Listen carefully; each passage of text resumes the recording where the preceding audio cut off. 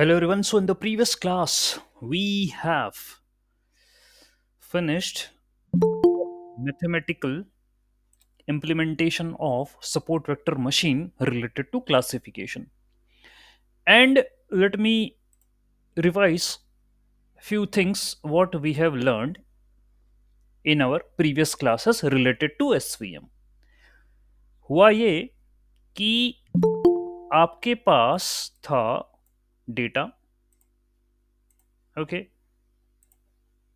2D में अभी मैं रिप्रेजेंट कर रहा हूं and that was subjected to classification problem.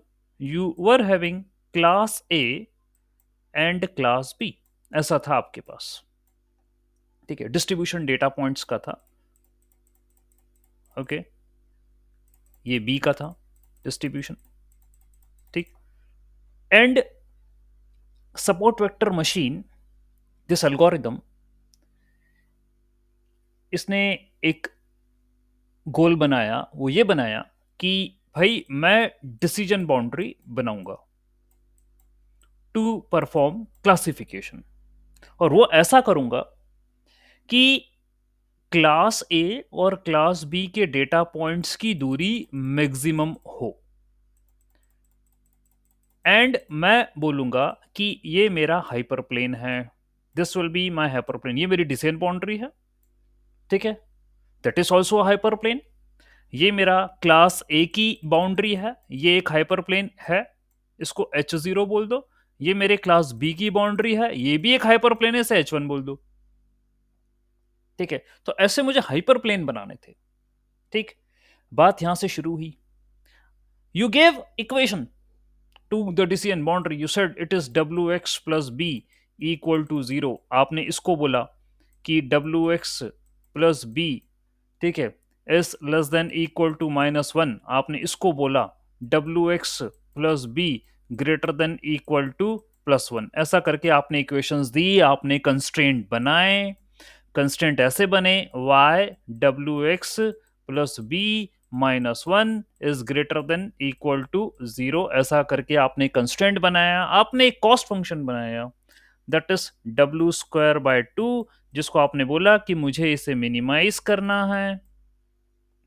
Okay, और मिनिमाइजेशन के लिए आपसे लगरांजे की बात हुई. लगरांजेस मल्टीप्लायर्स का यूज हमको करना पड़ा, जिसमें हमने कॉस फंक्शन लिखा प्लस, या मैं कहूं माइनस लैम्बडा ऑफ लगरांजे. हमने कंस्ट्रेंट लिखा, ठीक है, और उसको बोला this is my I. The L, जो आपको लिखना है वो लिख सकते हो. पार्शियल डिफरेंशिएशन करा इसका with respect to W, with respect to lambda, with respect to B. कुछ इक्वेशंस को सॉल्व करने का हम सोच रहे थे. ठीक है, नहीं कर पाए तो इसको, जैसा कि प्राइमरी प्रॉब्लम बोला हमने, प्राइमरी नहीं कर पाए तो हम सेकेंडरी पर आए या डुअल प्रॉब्लम पर आए, और जो वैल्यू डब्ल्यू का आया था उसको रीसब्स्टिट्यूट करा. ठीक है, and then we solve the equation. Okay, वहां से मुझे लैम्बडा की कुछ टर्म्स मिली. ओके, एंड फिर आपसे एसएमओ बोला गया कि आप सिक्वेंशियल ऑप्टिमाइजेशन टेक्निक कुछ लगाइए, और इसमें आपको लैम्बडा की वैल्यूज मिल सकती हैं. ठीक है, उन्होंने एक कॉन्सेप्ट दिया, एल्गोरिदम, मैं आपको प्रीवियस क्लास में पढ़ा चुका हूं. बोला कि लैम्बडा की वैल्यू मिल जाएगी. लैम्बडा की वैल्यू मिल जाएगी तो आप उठा के जो रेस्ट ऑफ द इक्वेशंस हैं उनमें रख दीजिएगा, तो डब्ल्यू मिल जाएगा, डब्ल्यू मिल जाएगा तो बी मिल जाएगा. And once you got weight and the bias, okay, then फिर आप अपना आगे प्रोसीड कर सकते हो. वेट एंड द बायस मुझे चाहिए था, ठीक है, कि वो क्या होना चाहिए. ओके, तो ये पूरी अप्रोच हमने प्रीवियस क्लास के अंदर क्लासेस में पढ़ी. ठीक है, बहुत इंपॉर्टेंट था. हमने अजम्पशंस पढ़ लिए. एसवीएम को यूज करने के पहले क्या अजम्पशंस होते हैं, एडवांटेज एंड डिसएडवांटेज भी पढ़ लिए एसवीएम के प्रीवियस क्लास के अंदर. ओके, तो ये सारी बातें हमारी हो चुकी हैं. नाउ, जैसे कि आप एसवीएम में समझे कि there is a hyper plane and we are going to perform the classification, और इस बीच में एक इंपॉर्टेंट कॉन्सेप्ट कर्नल ट्रिक वाला भी था। ओके, जिसमें आप ट्रांसफॉर्मेशन की कोशिश करते हो जब आपका डेटा लीनियरली इनसेपरेबल होता है। तो इसको लेकर भी एक छोटा न्यूमेरिकल हमने प्रीवियस क्लास के अंदर कवर करा। ठीक है। नाउ द थिंग इज कि support vector machine is not only subject to classification, we can perform regression also with the help of support vector machine. Okay, now let me share my entire screen to talk about support vector regression. Okay, again, a very important concept, SVR, support vector regression. तो बात यह है कि support vector machine का base या जो fundamental है वो कहता है कि भाई मैं हाइपर प्लेन बनाता हूं। ठीक है, ये मेरा काम है।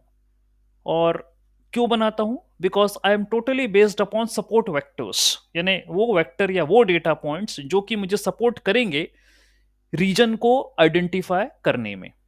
सो जैसा नाम है support vector machine, whether you are doing classification, whether you are doing regression, वो अपनी अप्रोच जो रहती है बेसिक वो बनाए रखेगा।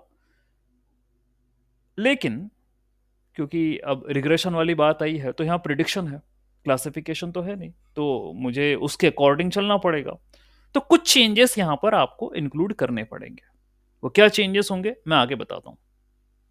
ठीक है, तो एक डायग्राम आप देख ही रहे होगे कि सपोर्ट वेक्टर रिग्रेशन का ऐसे कुछ आपको डायग्राम नजर आ रहा है ये।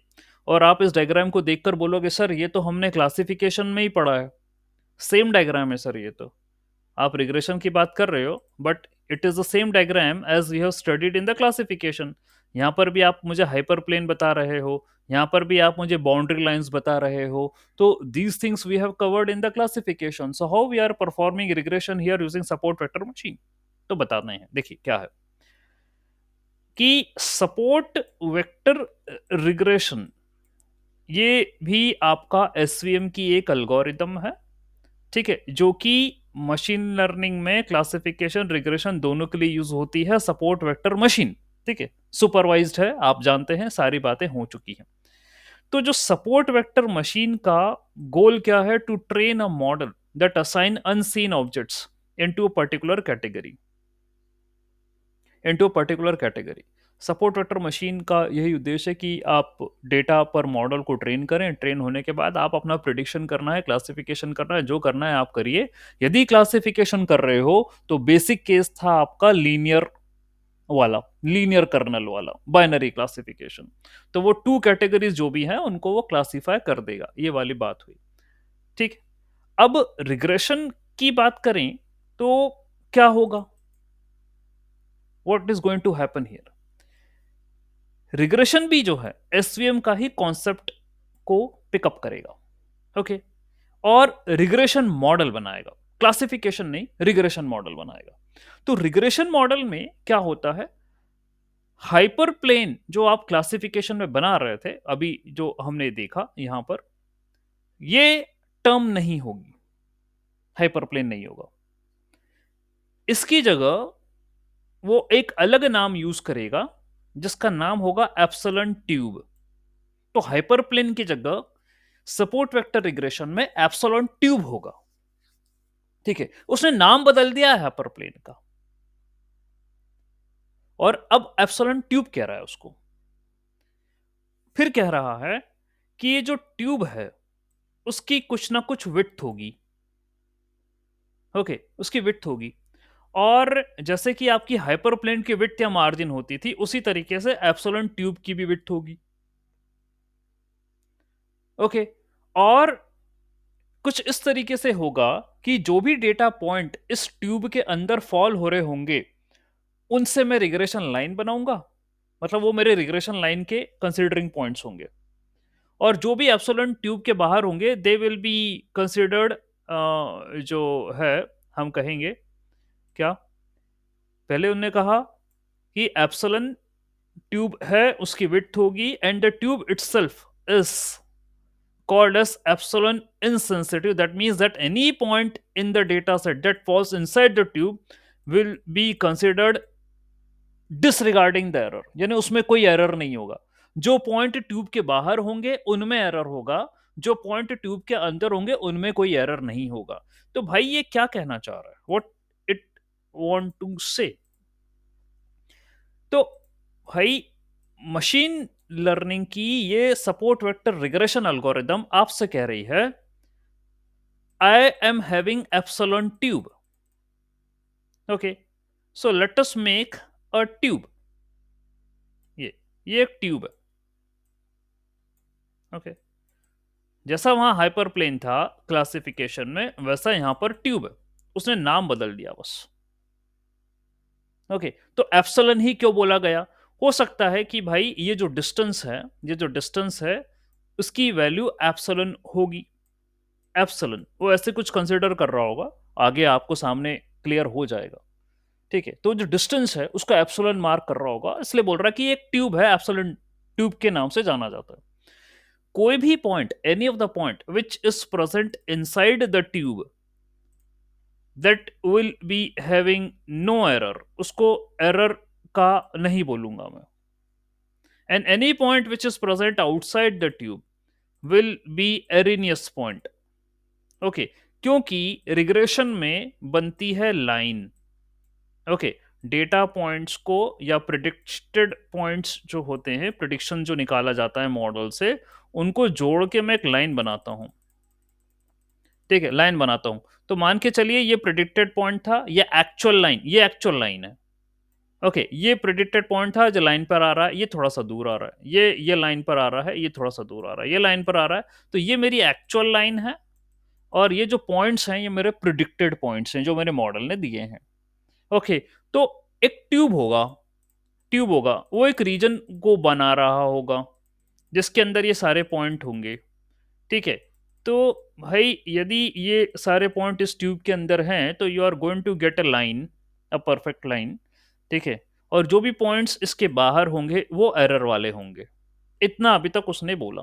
तो उसने हाइपर प्लेन का नाम चेंज करके now it is saying I am having an epsilon tube, ये वो बोल रहा है।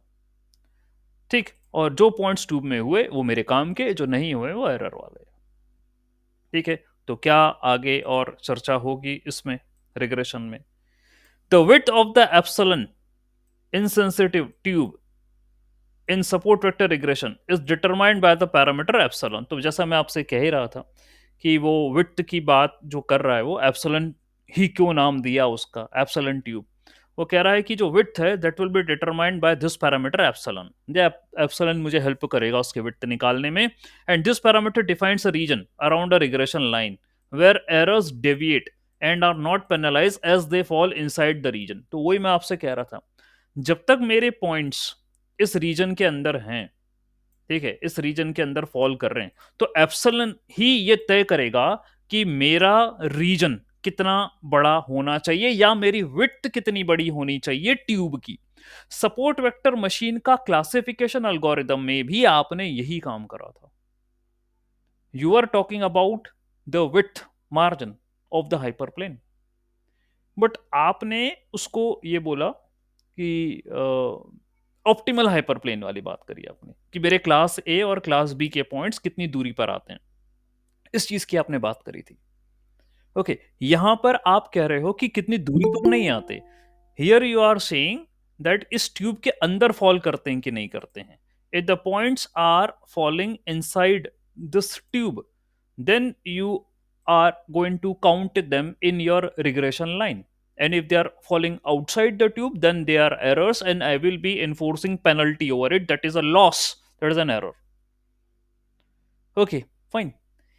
And epsilon is going to decide how much will be the width of this tube. Okay, ये अभी तक यहाँ बात हुई है। Then the width of the epsilon tube is twice of the value of epsilon, extending on both the sides of the regression line. That means it is considering that this distance is epsilon, this distance is epsilon, so epsilon plus epsilon equal to 2 epsilon, so that will be the width of my tube. That is what the consideration it is taking, a simple consideration it is taking in its analysis. Okay, बोल रहा है ये ऐसा। तो okay, ये भी बात हो गई। व्हाट्स नेक्स्ट, क्या कॉन्सेप्ट अब आगे आएंगे इसको समझने के लिए। तो मैथमेटिकली उसने लिख के बता दिया, width of the epsilon tube is 2 epsilon, वो मैंने आपको अभी जस्ट शो कर दिया था। सो इन SVR, the data point that falls within the tube is considered correct predictions. Okay, what is the goal of the SVR? Regression, to find the regression line. That is the goal. Okay, I want to make a line that will be made by predicted points of my model. ये मुझे बनाना है। Linear regression में क्या करा था देवेश आपने? Line, ठीक है, रिग्रेशन लाइन बनाई थी। उसी तरीके से रिग्रेसर में भी, ठीक है, I am going to make a line, ये मुझे बनाना है, ठीक है। Subject to, okay, subject to अभी मेरा लीनियर रिलेशनशिप, मतलब मैं ऐसा बोल रहा हूं, ठीक है, लीनियर रिलेशनशिप है टारगेट और फीचर्स के बीच में, ऐसा मैं मान के चल रहा हूं। So I am going to make a line, regression line, and you know ये जो ट्यूब है, यू कैन सी, ये जो ट्यूब है इसमें points are which are closer to the decision boundary, ये डिसीजन बाउंड्री, अब मान लो अभी सेंट्रल लाइन, ठीक है, the points which are closer, they will be considered as a good points for making a line. Okay, these are considered as a good points for making a line. Regression, linear regression में भी यही होता था, ऐसे points मिलते थे मुझे।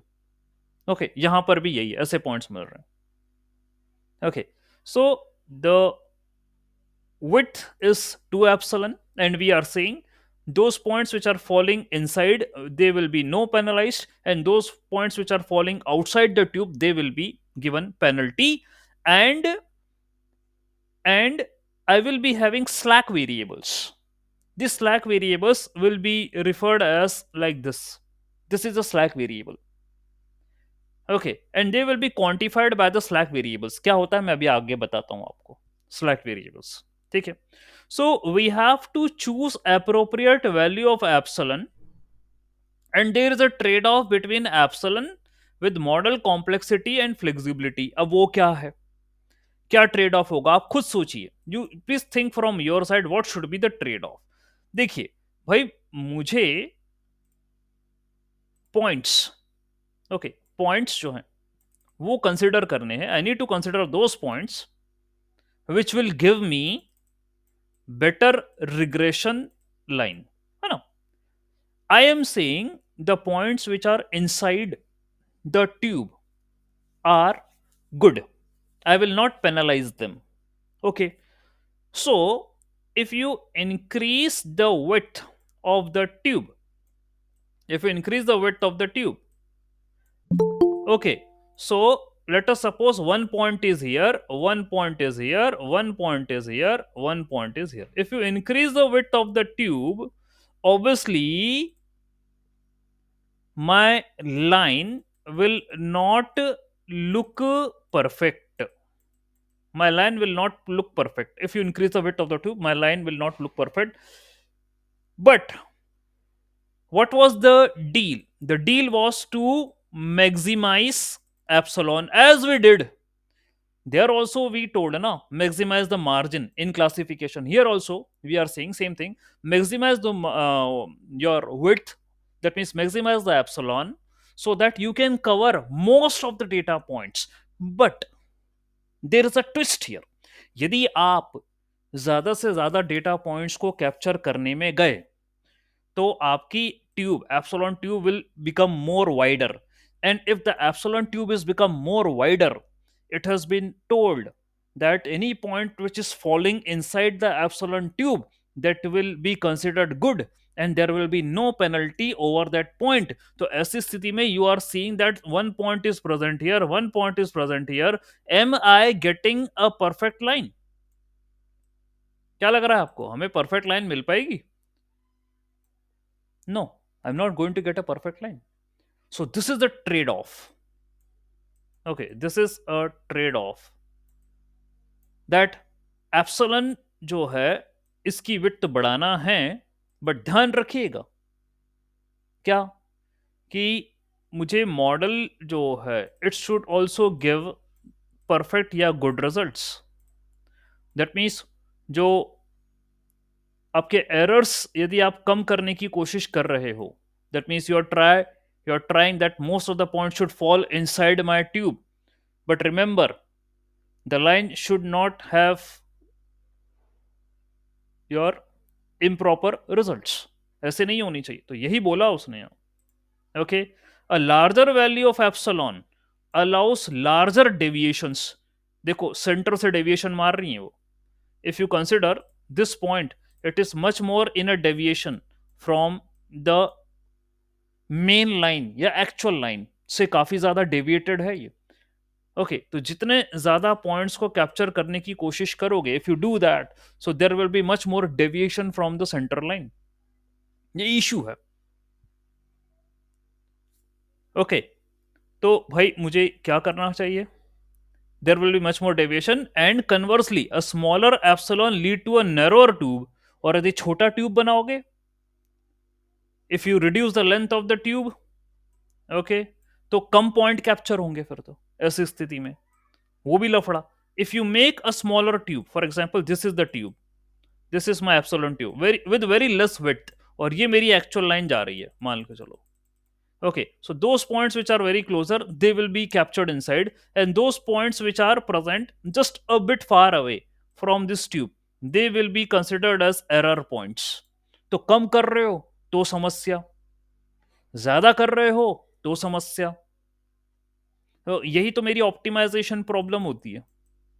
This is what I say optimization problem. Okay, what should be the width, what should be the epsilon, what should be this tube I can make so that my good number of points should fall inside it and I will be having less deviation, less errors। ये मुझे काम करना है epsilon tube का या regression algorithm का SVM में, ये जो है हमें फॉलो करना पड़ेगा। Okay, so so the choice of epsilon should be based upon characteristics of the data, desired balance between the model complexity and the accuracy। Okay, what should be the value of epsilon, ये हमें decide करना पड़ेगा subject to the model complexity and the accuracy। Okay, it is determined through cross validation techniques, different values of epsilon are tried, evaluation has been done, and results are being checked over unseen data। If the results are good, so we can accept that value of epsilon. तो भैया एक चीज पता चल गई कि sir epsilon जो है, epsilon is a hyper parameter in support vector regressor. या हाइपर पैरामीटर होगा, आपको एसके लर्न की ऑफिशियल वेबसाइट चेक करनी पड़ेगी। check out the official website of sklearn and see whether epsilon is present there as an hyperparameter or not। Okay, because I need to put certain value of epsilon, then I need to check out the results, how it is coming. If it is fair, okay. If it is unfair, then change the value. Do hyperparameter tuning, cross validation. You have to follow. Okay. Then in support vector regression, I am available with slack variables. They are introduced to relax the strict margin and epsilon tube constraints in the optimization problem। तो भाई देखिए, इसको भी हल्के फुल्के में मत ले लेना। The kind of maths which we have applied in support vector classification, ये चीज यहां पर भी आ गई है सपोर्ट वेक्टर रिग्रेशन में। सेम अप्रोच क्या आई है? What is approach? Epsilon tube की जो विड्थ है उसको मुझे कॉस्ट फंक्शन मानना पड़ेगा, cost function plus I will be having constraint, जैसे वहां पर थे क्लासिफिकेशन में कि the point should be less misclassified. So similar kind of constraints are present in support vector regression also, कि विड्थ बढ़ा रहा हूं तो कितने जो है मुझे डेविएशन मिल रहे हैं, विड्थ कम कर रहा हूं, how many deviations I am getting by increasing the width or decreasing the width, how many deviations I'm getting। So that needs to be considered in the regression, and that will make an equation for the support vector regression, and that require to be solved। However, we have seen one complete mathematical stuff related to the classification here, will not going to solve, but concept should be clear। Okay, तो भाई यहां पर slack variable introduce करे गए। Okay, that will help us in solving the optimization problem। क्या है ये? Slack variables allow us for some degree of tolerance in fitting the data points within the epsilon tube and on the correct side of margin. ये हमारी मदद करते हैं data को fit करने में properly. How they are going to help us in fitting the data and what they show. तो कहा गया है दो टाइप के स्लैक वेरिएबल होते हैं. There are two types of slack variables. One is epsilon, one is epsilon, not epsilon, that is slack. One is slack, another is slack dash. Two kind of slack variables I am available. Epsilon slack variables बोल रहे हैं. तो ये जो slack है for the data points above the regression line, and these are slack dash the data points which are below the regression line. यानी कि भाई सीधी सी बात है, you are having a regression line. This is a regression line. If any point which is coming here that will be below the regression line, I will be saying ये जो है I am going to represent it by slack dash. And any point which is considered above the regression line, I will be taking it as slack. ये बोल रहा है. Okay, तो slack and slack dash according to the position of data points above and below. तो देखिए support vector machine में भी same thing हमने देखा था क्लासिफिकेशन में. अबव द डिसीजन बाउंड्री है ना हाइपर प्लेन, तो पॉजिटिव क्लास, बिलो वाला नेगेटिव क्लास. उसी तरीके से तो सपोर्ट वेक्टर अपना जो कोर वर्क है वो बदलेगा नहीं, वो वही रखेगा. वहां हाइपर प्लेन बोलता था, यहाँ एप्सिलॉन ट्यूब बोलता है. And there it is saying above and below also positive class negative class. यहां ये बोल रहा है ऊपर वाला स्लैक और नीचे वाला स्लैक डैश. ऐसा आप इंटरप्रेट करो उसको. ओके, आगे क्या कहना चाह रहा है, let's see what is further statement. तो ये कह रहा है the slack variables represent the deviation of individual data point from the margin और द एप्सिलॉन ट्यूब. वहां से ये डेविएशन निकाल रहा है हर डेटा पॉइंट्स का. This will help in the quantification how much a data point is allowed to be on the wrong side of the margin and उसको कितनी पेनल्टी लगानी है. How much penalty? If any of the data point is far away from the regression line, obviously you are going to penalize high. And if any of the data point which is closer to the epsilon tube or the margin, तो वहां पर मुझे कम penalty लगाना पड़ेगी. तो मेरा objective function क्या बन रहा है, ये देखिए, ये मेरा ऑब्जेक्टिव फंक्शन बन रहा है. ठीक है, that is W square by two. तो ये आपको अब समझ में आ गया, डब्ल्यू स्क्वायर बाय टू वहां पर भी था, यहां पर भी है, प्लस सी. सी वाली टर्म वहां पर भी थी, यहां पर भी है, देयर ऑल्सो है, here also see. That is a penalty and it is given by the summation of slack epsilon, या ये मैं कहूंगा स्लैक प्लस स्लैक डैश. ठीक है, समीशन. तो c is a penalty. There also it was present, here also it was present. W square by 2, they are also present, here also present. That is the width of your epsilon tube. That is W. और इसको बढ़ानी है, लेकिन उतनी नहीं बढ़ानी जिसमें ज्यादा जो है डेविएशन आ जाए. घटानी भी इतनी नहीं है जिसमें लेस पॉइंट्स कवर हों. ठीक है, तो W मुझे ऑप्टिमाइज करना है. तो मेरा ऑब्जेक्टिव फंक्शन बनेगा W square by 2 plus I need to consider the errors also. Okay.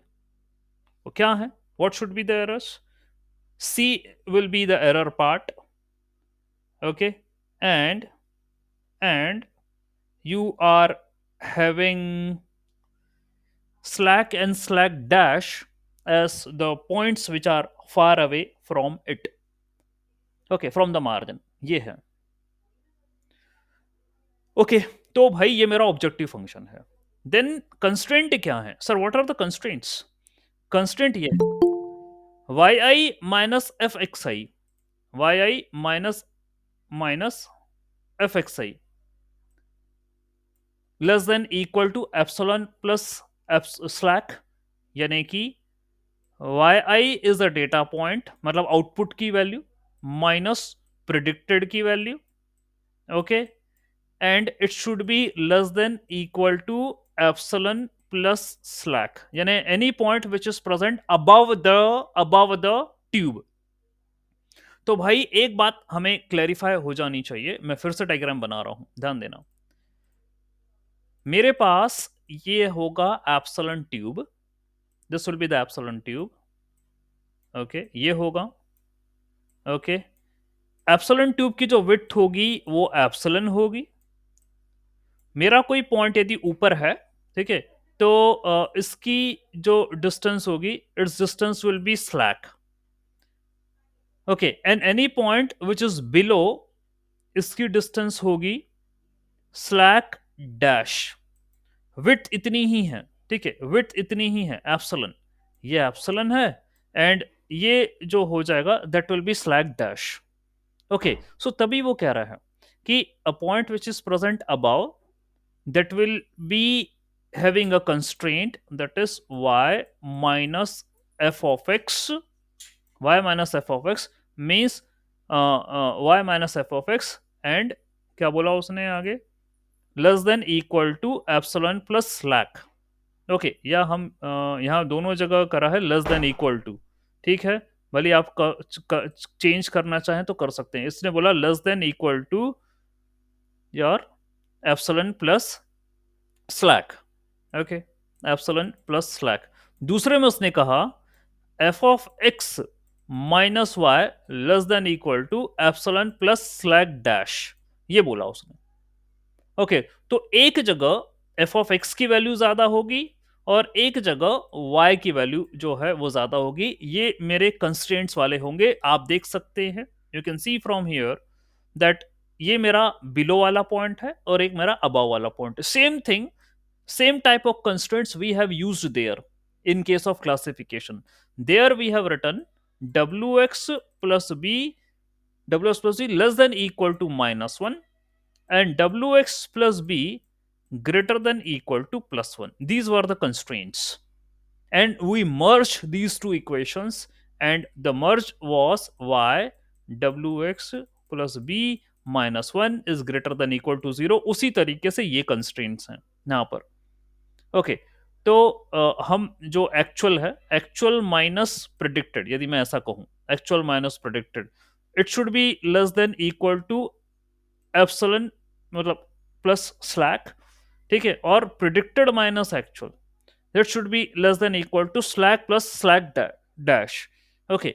तो ये ऐसा आ रहा है, अबव एंड बिलो, ये रहा बिलो और ये रहा अबव।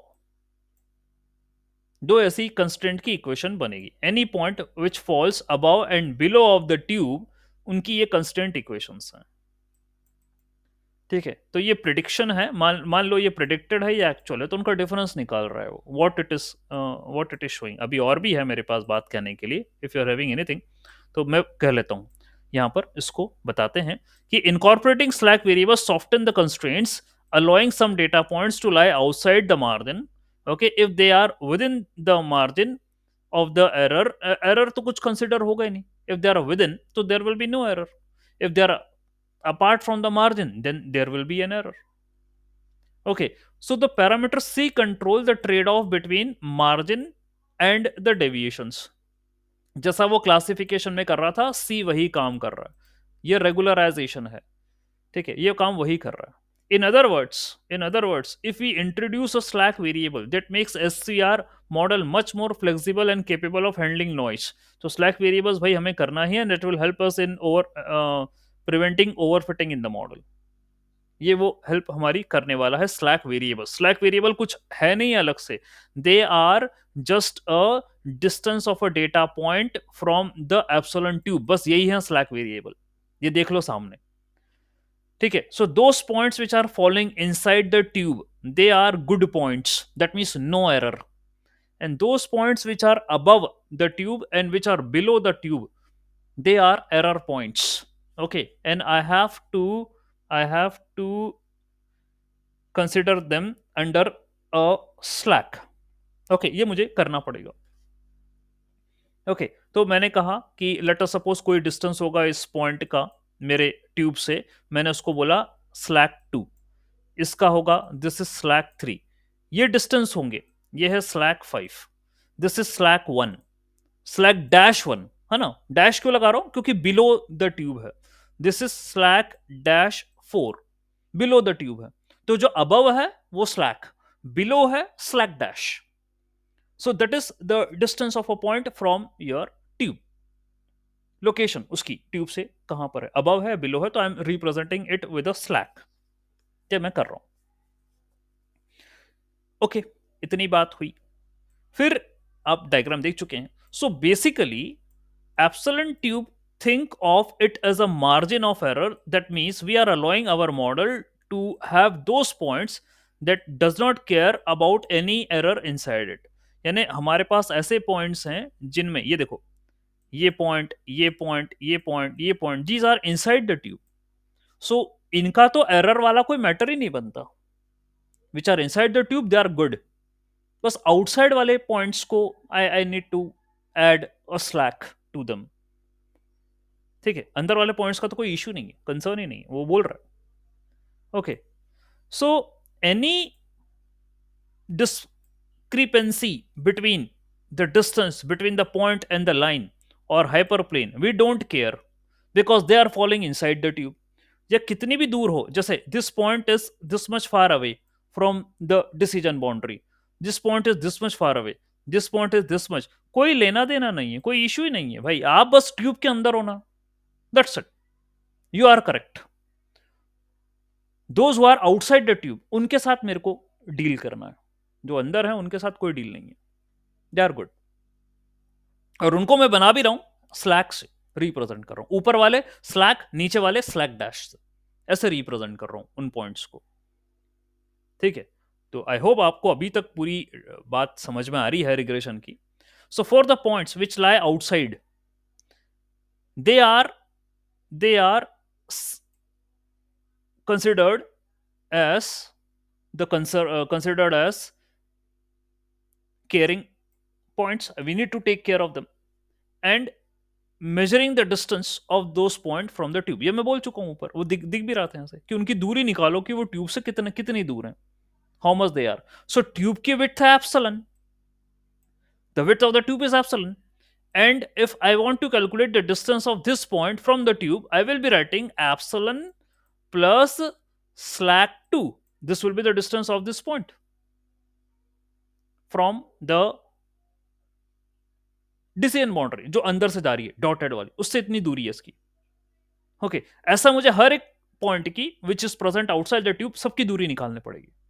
अबव एंड बिलो का स्लैक अलग होगा, डैश एंड नॉन डैश वो होगा। तो ये मेरे कंसर्निंग है, these points are concern, I need to measure the distance of these points, okay, from the tube, and they are called as slack variables, उन्हीं को स्लैक वेरिएबल बोलते हैं।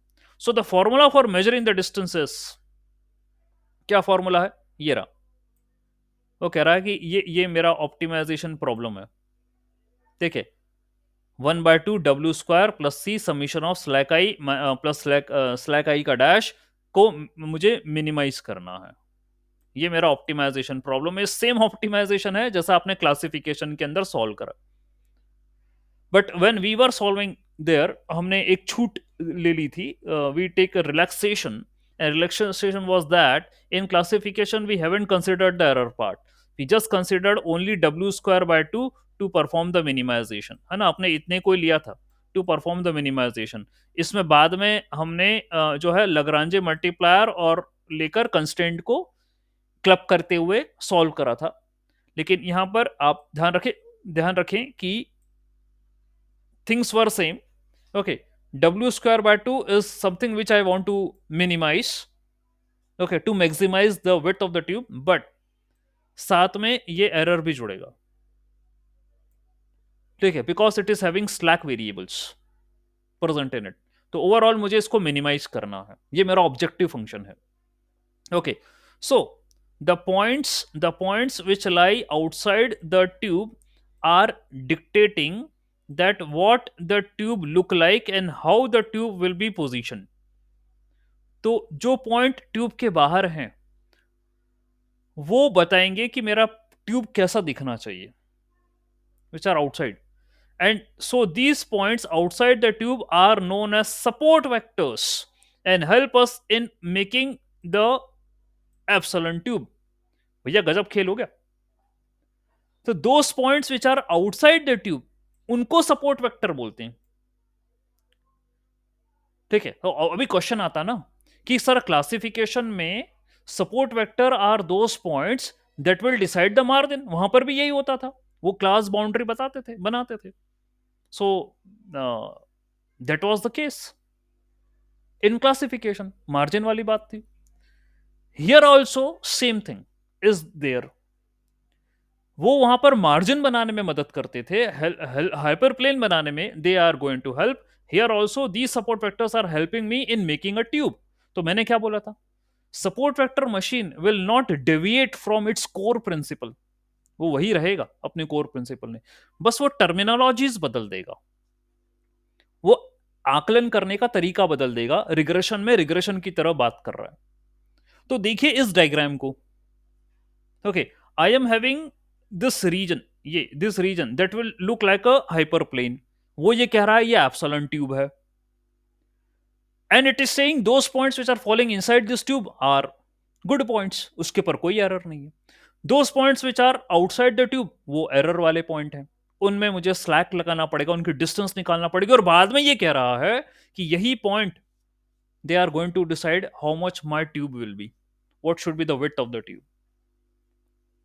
तो इन्हीं को वो सपोर्ट वेक्टर बोल रहा है, these points which are slack variables they are considered as a support vectors, क्योंकि ये देखना पड़ेगा ना कितने बाहर होंगे कितने अंदर होंगे पॉइंट, ठीक है, डिसाइड करना पड़ेगा, यही मेरी ऑप्टिमाइजेशन प्रॉब्लम है, ओके, जिसके बारे में हम बात कर चुके हैं। तो भाई क्या हुआ, ये देखिए, so the method, this method is called as support vector regression because effectively all the points that are represented as a vector in a 2D space are multidimensional if we are having more features। ये तो 2D बनाया था, यदि multi dimensional होगा और feature होंगे तो same principle चलेगा, okay, same concept will be followed, जैसे हमने क्लासिफिकेशन में करा था, वहां पर भी वी वर ट्राइंग टू, है ना, देख रहे थे कि क्या कर सकते हैं आप, हाइपर प्लेन या बाउंड्री कितनी की बनानी है, less than one of the actual dimension of the data, तो यहां पर भी वैसे ही होगा। Okay, so we are taking care of the general basic case 2D वाला, ठीक है। नॉन लीनियर रिग्रेशन में क्या होने वाला, non linear support vector regression, उसमें क्या होगा, the data is not separable by the line, वो मैं अभी जस्ट उसी की बात कर रहा था। सो अबव जो भी हुआ है, इसमें data is separated by a line, है ना। हाउएवर इफ, और ये अपना जनरल केस होता है, सपोर्ट वेक्टर क्लासिफिकेशन में भी यही करा था मैंने। Here in case of non linear data, separable data, we have to solve it by going to higher dimensional space and making data linearly separable, यानी उसको भी हायर डायमेंशन पे उठाना पड़ेगा, और ये बात कोई नई नहीं है। If you are talking about 2D representation, जैसे ये है, ये डायग्राम बिल्कुल भी नया नहीं है, you have already seen this diagram, okay, this is inseparable, okay, this features are inseparable, और मेरे को रिग्रेशन करना है, लेकिन सपोर्ट वेक्टर को भाई रिग्रेशन रिग्रेशन हो चाहे classification, what ever be that thing is, उसको तो भाई सेपरेट करना डेटा पॉइंट्स को, मशीन, सपोर्ट वेक्टर मशीन का बेस ही यही है, क्लासिफिकेशन के लिए कोर यूज होता है। तो अब देखो क्या हुआ, ये मेरा 2D स्पेस था, what I did, I took a kernel function, kernel trick, मैंने मैपिंग फंक्शन लिया, ठीक है, जिसमें मैं x1 x2 और z, ये तीन चीजें ले रहा हूं, that means I am going to map my 2D points to the 3D points, और ये z जो है ना एडिशनल एक्सेस है, 3D थर्ड एक्सेस है। तो क्या हुआ, ये थर्ड स्पेस में ये मेरा x और y था, ये तो जहां था मैंने ये जो ग्रीन वाले पॉइंट्स है उसको उठा के 3D पे प्रोजेक्ट कर दिया, ये काम करते हैं कर्नल ट्रिक, यही है कर्नल ट्रिक भाई। देखिए, you took a function, okay, और ये क्या होगा, what function it will be, what kernel you are going to take, polynomial होगा, ठीक है, या आपका सिग्मॉइड होगा, या आरबीएफ होगा, किस तरीके से आप पॉइंट को सेपरेट कर पाओगे, वहां देखने वाली बात है, मैपिंग फंक्शन है ये। Yesterday also we have seen a mapping function where we are taking the dot product of the consecutive data points, वो ले रहे थे। तो यहां पर भी ऐसे एक एक मैपिंग फंक्शन लेना पड़ेगा आपको। Here I am saying x1 x2 and I am comma z, z is one more dimension, perpendicular हो गया x और y को, और मैंने जो ग्रीन वाले पॉइंट थे उसको उठा के प्रोजेक्ट कर दिया ऊपर, और अब मैं, क्योंकि 3D है, because this is 3D, so I will be requirement of a plane to perform the separation between these, ये करना पड़ता है। Okay, so as we used a mapping function, a function that maps the lower dimension data points to the higher dimension data point. This elevates our data points into higher dimension space where they become linearly separable. अब ये separable नजर आ रहे हैं, and now we can find a hyperplane that classifies the data points into distinct classes. So XVR, in SVR we increase the dimension space of data by using kernel trick. तो भाई चाहे classification हो चाहे regression हो, ये अपनी जो हरकत है इसकी एसवीएम की वो वही करेगा. It will do the same thing. So first it will check separate हो रहा है, नहीं हो रहा, नहीं हो रहा तो भाई ट्रिक लगाओ और सेपरेट करो उसको, डेटा पॉइंट्स को. Okay, because multi dimensional data होगा, ऑब्वियसली मल्टी डायमेंशनली तो होना डेटा को. Okay, so it will separate it and then it will find the regression line. Okay, so in SVR, we increase the dimensional space with the help of the kernel trick. This could be of different types. ये पढ़ चुके हैं already. Colonel जो अलग type के हो सकते हैं, जैसे गॉसियन हो सकता है, पॉलिनोमियल हो सकता है, सिग्मॉइड हो सकता है, कुछ भी हो सकता है. पहले क्लासेस में देखा है हमने, और छोटा सा मैथ्स भी करा था उसने. यदि मान लीजिए आप गॉसियन का इस्तेमाल कर रहे हो, for example if you are using Gaussian, for example you choose it kernel. So कुछ भी आप ले लीजिए अपने से, बाय डिफॉल्ट गॉसियन ही होता है. Okay, so we can assume kernel as a similarity function. याद करो कल क्या करा था मैंने, सिमिलैरिटी मैट्रिक्स बनाई थी. ठीक है, वो यही कहानी यहां पर बोल रहा है. Okay, yesterday also we did the same thing, similarity वाली. Okay, so there is since we are having regression for continuous, yes how we can differentiate. Classes नहीं कर रहे हैं हम, मैं डेटा पॉइंट्स को अलग अलग फीचर्स हैं. ओके, ये अच्छा क्वेश्चन आया सामने कि sir if you are having a regression, you are doing a regression problem. ठीक है, तो रिग्रेशन प्रॉब्लम भले ही कर रहे हो आप, कोई इशू नहीं है. आप ये देखिए फीचर के डेटा पॉइंट्स. ठीक है, यहाँ देखिए आप, these data points feature 1 and feature 2 ये मिक्सअप हैं डेटा पॉइंट्स प्लेन में, या मिक्सअप है. ओके, भले तुम सेपरेट नहीं कर रहे हो, लेकिन ये भाई इंटरनली उसका इंटरप्रिटेशन क्लास की तरह ही करेगा. तुम भले मत मानो, आप कह रहे हो ना sir because we are doing a regression, so obviously I am having continuous points in the target. ये है कंटिन्यूस ही टारगेट पे, बिल्कुल सही कह रहे हो आप. लेकिन उसका इंटरप्रिटेशन जो करने का तरीका है वो यही फॉलो करेगा. It will follow the same thing कि मैं किस तरीके से उनको सेपरेट कर लूं, जैसा कि आपको नजर आ रहा है. For example you are having two features initially, F1 and the F2, and these are this is the distribution. तो वो कर्नल फंक्शन RBF लेके ये एक गॉसियन स्पेस बना लेगा, ये गॉसियन वाला, ये नॉर्मल डिस्ट्रीब्यूशन बना लेगा. तो ये जो रेड वाले पॉइंट्स थे उनको ऊपर प्रोजेक्ट कर लेगा और ग्रीन वाले पॉइंट्स को नीचे रखेगा. ठीक है, और ये एक हाइपर प्लेन बनाएगा. हाइपर प्लेन का मतलब क्या होने वाला है, what will be the meaning of hyperplane here, हम कहेंगे epsilon tube. It will make an epsilon tube here, ऐसा बना लेगा वो. ठीक है, अब फिर आपके जो टारगेट वाले पॉइंट्स है ना, जो वाई बोल रहे हो आप, वो इस ट्यूब में, ये ट्यूब बनेगा पूरा यहां पर. ये ट्यूब जो बनेगा यहां, उसके अंदर कितने पॉइंट्स आ रहे हैं, ठीक है, उनके हिसाब से जो पॉइंट्स ऊपर या नीचे आ रहे हैं उनको एरर वाले मानेगा वो, लेकिन सेपरेट तो करेगा वो, उसकी फितरत में है ये काम करना. तो ये रहा आपका कर्नल फंक्शन. ये लीनियर नहीं है, लीनियर होता तो लाइन कटती, या लाइन मतलब लाइन से करते, लेकिन ये मेरे गॉसियन लिया. तो गॉसियन का फॉर्मूला होता है ई की power minus x upon sigma square, x square upon sigma square. ये गॉसियन कर्नल फंक्शन होता है. तो इस तरीके से वो डेटा के डिस्ट्रीब्यूशन को क्लब करेगा. ठीक है, और फिर सेपरेट करेगा. तो भाई यदि आप ये कहें कि भली रिग्रेशन भी कर रहे हो, doesn't matter, doesn't matter if you are doing a regression.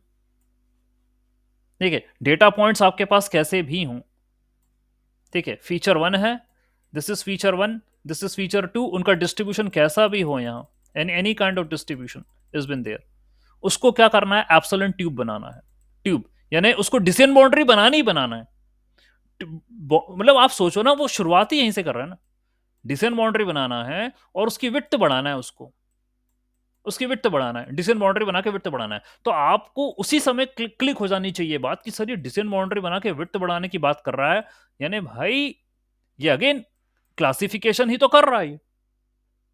लेकिन उसने उसको क्लासिफिकेशन नहीं बोला, उसने क्या बोला? उसने क्लासिफिकेशन नहीं बोला और उसने बोला कि मैं रिग्रेशन कर रहा हूँ। रिग्रेशन कैसे कर रहा हूँ कि वहां पर मैं हाइपर प्लेन की विड्थ बढ़ाता था, मैं यहां पर भी यही कर रहा हूँ, ये मेरा हाइपर प्लेन है, लेकिन उसका नाम दे दिया एप्सिलॉन ट्यूब, विड्थ बढ़ाऊंगा, and those points which are coming inside में बोलूंगा वो सब सही है, दे आर गुड पॉइंट्स, वो सही है। Those points which are coming outside में उनको स्लैक वेरिएबल बोलूंगा। तो उसने क्लासिफिकेशन को ही टर्मिनोलॉजी चेंज करके रिग्रेशन बोल दिया और बोला कि these are my slack variables that will help me in deciding how much this epsilon tube will be, इसकी विड्थ कितनी होगी एप्सिलॉन ट्यूब की, ये मेरे को हेल्प करेंगे डिसाइड करने में। ठीक है, तो जब वो बना रहा है बाउंड्री, जब वो बना रहा है ट्यूब, हाइपर ट्यूब बना रहा है, एप्सिलॉन ट्यूब बना रहा है, तो डेफिनेटली इंटरनली वो क्लासिफिकेशन नहीं कर रहा। भले तुम्हारे पास रिग्रेशन हो, कंटिन्यूअस पॉइंट्स हो, कुछ भी हो, ओके कर तो वही रहा है। ओके, अब उसने चेंज नहीं करा अपना principle, same principle it is following. अब होगा ये कि जो कुछ कुछ पॉइंट्स जो हैं वो यहाँ आ रहे होंगे, कुछ कहीं भी आ रहे होंगे, अपनी अपनी जगह से कहीं भी आ रहे होंगे, क्योंकि रिग्रेशन है तो there will be multiple points. देखिए, यहाँ मैं क्लास नहीं बोलूंगा कि ये वाला पॉइंट इस क्लास का है, ये वाला पॉइंट इस क्लास का है, no, I will say these are the data points, regression points. Okay, they are present inside this tube. Okay, तो उसने कुछ ना कुछ अपनी थ्रेशोल्ड बना ली होगी और वो इस तरीके से पॉइंट्स को एक्चुअल लाइन के करीब कहीं ऐसा रख रहा है। ओके, ये है लॉजिक किसका? सपोर्ट वेक्टर रिग्रेशन का, एसवीआर। ओके, सो क्या बोला? It assumes the kernel as a similarity function. Similarity function वही वही कल की क्लास में भी आप देखिए, सिमिलैरिटी तो निकाली थी।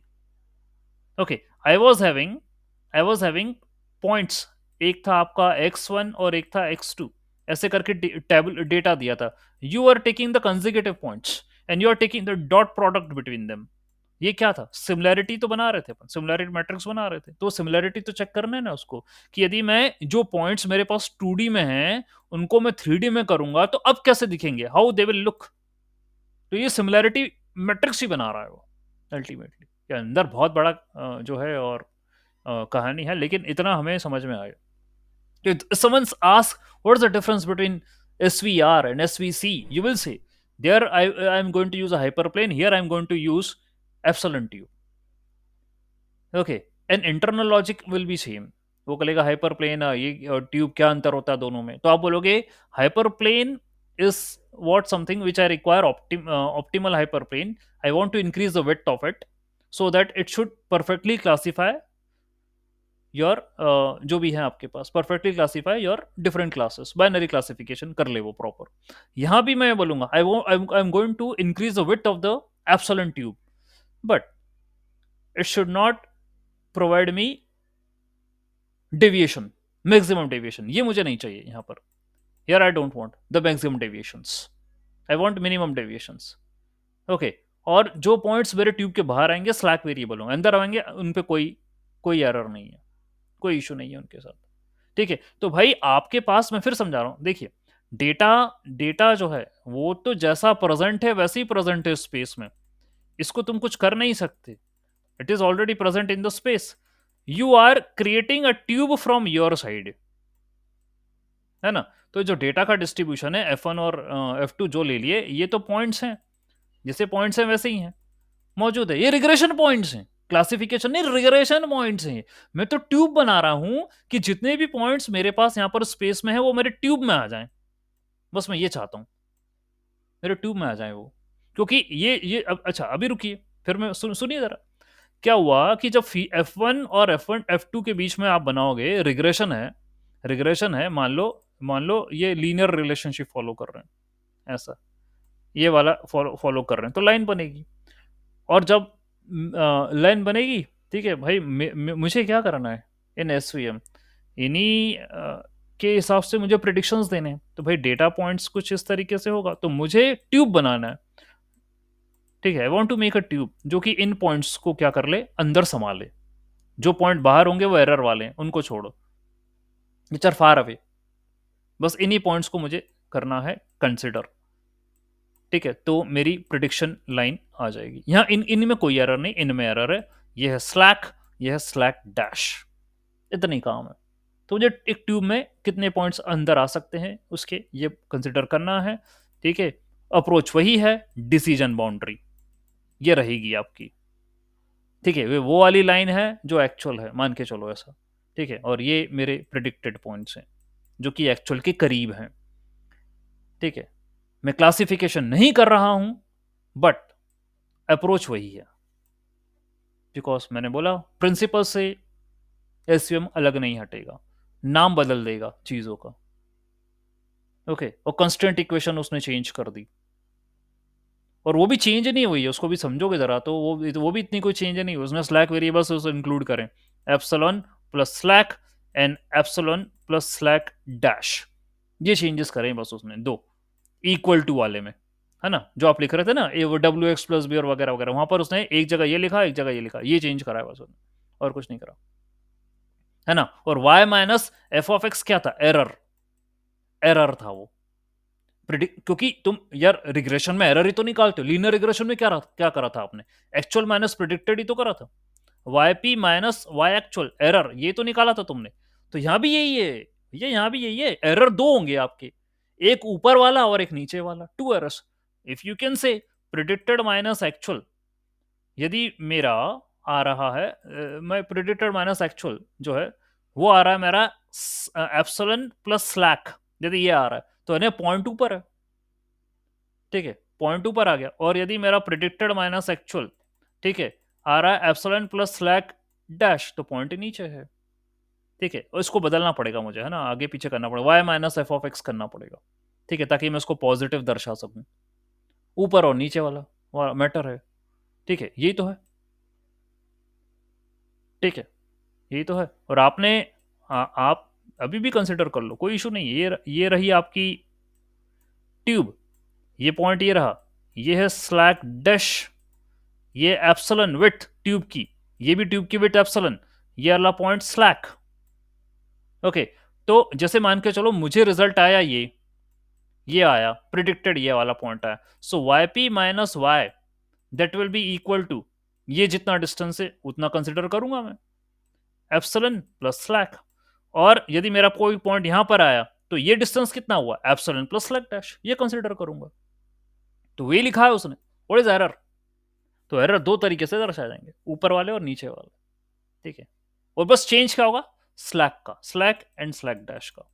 और ये बोला भी एक जगह कंस्ट्रेंट में उसने मेंशन करा कि स्लैक एंड स्लैक डैश, तीसरा तीन कंस्टेंट, ये तीन इक्वेशन थी कंस्टेंट पे, एक तो ये थी, एक ये थी, और बोला था both should be greater than equal to zero, ये तीसरी इक्वेशन है कंस्टेंट की।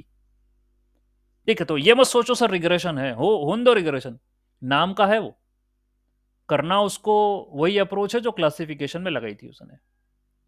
उसको ट्यूब की विड्थ बढ़ानी है डब्ल्यू स्क्वायर बाय टू, मतलब मार्जिन बढ़ानी है, इसको मिनिमाइज करना है, डब्ल्यू स्क्वायर बाय टू को मिनिमाइज करना है, जैसे वहां कर रहे थे वैसे यहां करना है, ताकि मैक्सिमम टू मैक्सिमम पॉइंट समा जाए, there will be considered inside that tube, तो ट्यूब के अंदर लाना है, क्लासिफिकेशन नहीं करना, ट्यूब के अंदर लाना है उनको, ये मेरा गोल है। लेकिन इतने भी ज्यादा बढ़ानी नहीं है कि डेविएशन बढ़ जाए, ये भी नहीं करनी। ठीक है, बस यही ऑप्टिमाइजेशन है, ये एसवीआर है, support vector regressor. Okay, so I need to teach you this support vector regression because these things are touched very less, that how your classification and regression works in SVM. So इतना आपको पता होना चाहिए ही था इस algorithm के अंदर। इसके लिए अलग से कोई मैथ्स नहीं कर रहे हैं, कोई डेरिवेशन नहीं कर रहे हैं, we did similar kind of maths in classification, so we are up with that, क्योंकि इक्वेशन भी आपने देख ली सेम है। ठीक है, तो वही फंडे लगाएगा ये सो सॉल्व करने में, इतनी बात है। ओके, फाइन, इतना मुझे बताना था आपको।